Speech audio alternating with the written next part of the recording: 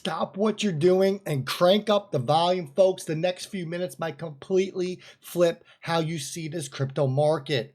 The US and the EU just locked in a massive trade deal with 15% tariffs and $750 billion in play. That's not cooperation. That is financial warfare. And guess what?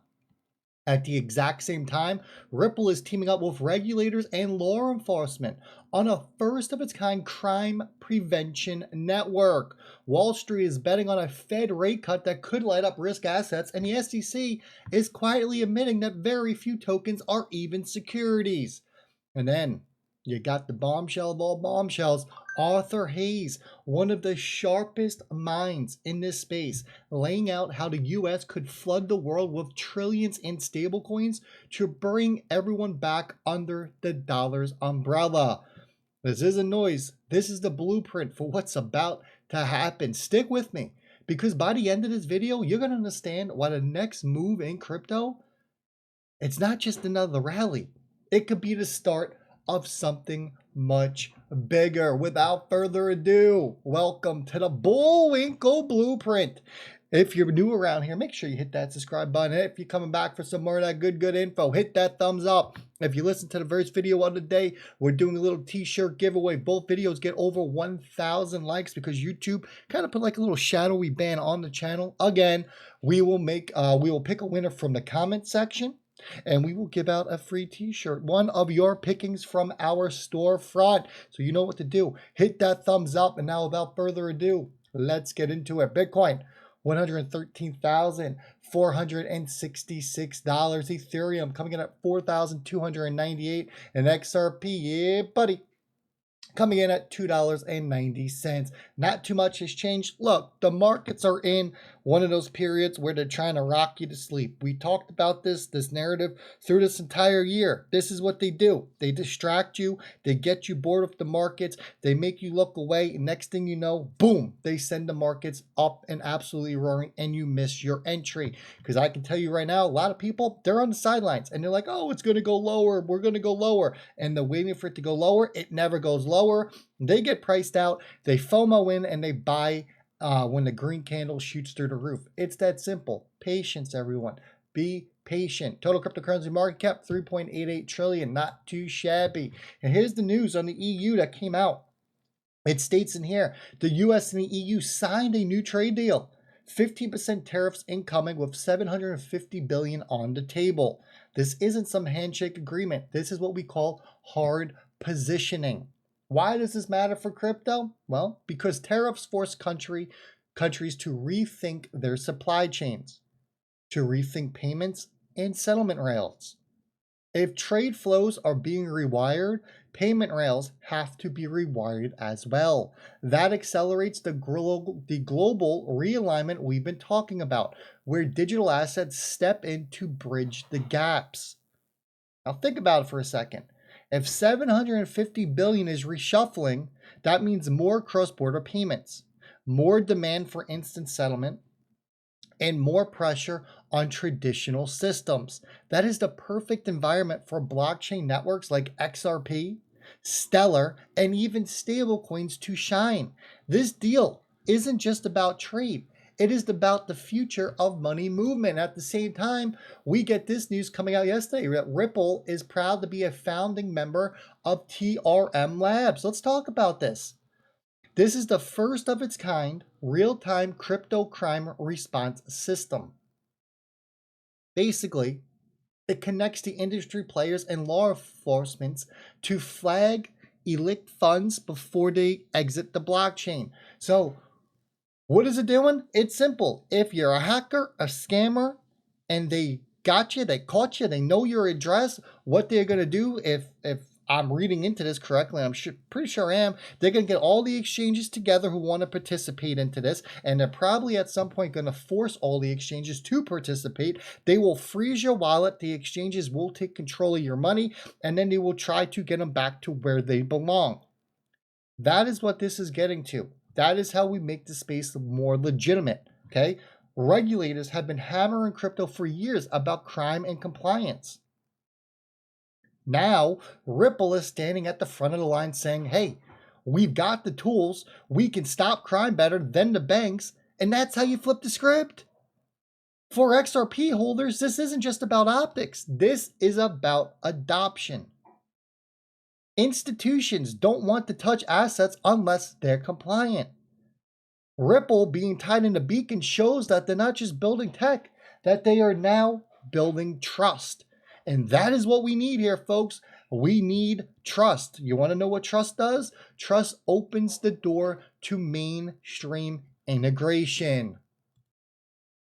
And here we go. Smoke put out this clip.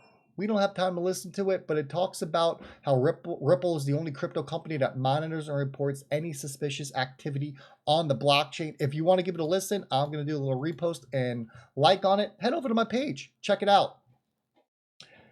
We talked about this narrative in the first video of the day. This is a very important narrative, folks, and time is running out. Not only for rate cuts to happen, but for Jerome Powell, because, hey, next year, early next year, my man is out. Does he want to walk out a hero, or does he want to walk out like Gary Gensler and Jay Clayton left the SEC? I think you know how you would expect that the man wants to walk out. I know how I would want to walk out, right? Head up high, not my little tail tucked between my legs. Well, tick-tock, Jerome. Friday's the day, my friend. Wells Fargo talking about the rate cuts here. Over on CNBC. Fast Money. Talking about how if the Fed cuts in September and Powell downplays more easing, that the market's not going to buy it. Stating in here that traders will price in a full easing cycle, bonds pump, and equities will rally.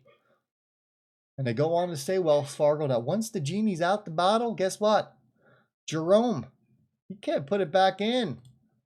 And then we get this from Paul Atkins. This is actually a pretty massive statement. I want you to listen to this. It's only about a minute. And then we're going to jump into Arthur Hayes and what he said. Here we go. Take over the entire analysis of securities law. Could be put on chain and make it much more efficient to process them and everything. So he did, and he had a company that was doing that. But so that wasn't a security. So on chain and all that, very centralized. That's not a security. And so I think the analysis has to be different. If you look at Howie itself, the orange itself was not a security. The orange tree was not a security, but the gestalt around it of, the organization and the promises made and all that, maybe, according to the Supreme Court, that was a security, but the individual components are not. And so we cannot go about looking. All right, so let's pause it here. Look, this is the bombshell news here. This is that Wyoming blockchain. Paul Atkins, the SEC chairman, comes out, finally, what we needed Clayton and Gensler to state years ago, that very few tokens are securities, that a token itself is not necessarily a security, and that they are launching Project Crypto to move assets on chain. Excuse me, my voice was given. So this just flipped the regulatory risk narrative. If the SEC softens and shifts to enabling tokenization, it clears the path for massive institutional adoption. You're talking Ripple, Stellar, Hedera, all chains building for compliance, and enterprise stand to benefit from it. Then Arthur Hayes comes out and drops this nugget. Haven't heard from this man in a while. So he was on Wealthin. He just laid out one of the most aggressive things I've ever heard. He stated that the U.S. could bring the entire world back under the dollar's umbrella by unleashing 14 to 25 trillion in stablecoins in a two-pronged approach. Think about what that means. Not only would it neutralize the Fed's role and shift control back to the U.S. government, but it would also flood global markets with dollar liquidity.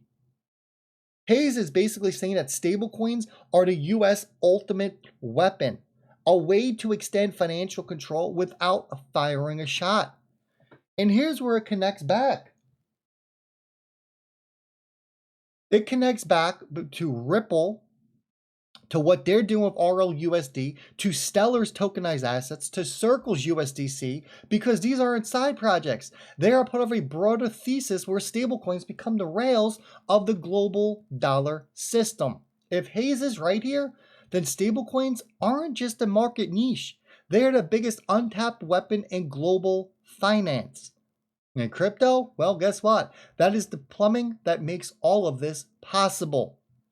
So not only do we have the US and EU rewiring trade flows with tariffs and 750 billion in play, which pushes demand for new payment rails, we have Ripple, who's at the front and center, building compliance tools with Beacon that makes crypto safer than traditional finance.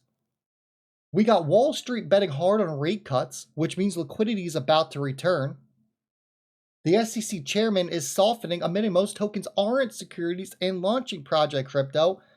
And then we got Arthur Hayes coming out of nowhere, painting the picture of a future where trillions in stablecoins reshape global finance under the dollar. Folks, this isn't bearish. This isn't just noise. This is the blueprint of where the space is heading. In retail, they're still panicking over red candles. The infrastructure for the next wave is being built right in front of us, and I hope you're paying attention. Hit that thumbs up on your way out. Let's get to those 1,000 likes. I'll catch all y'all on the next one.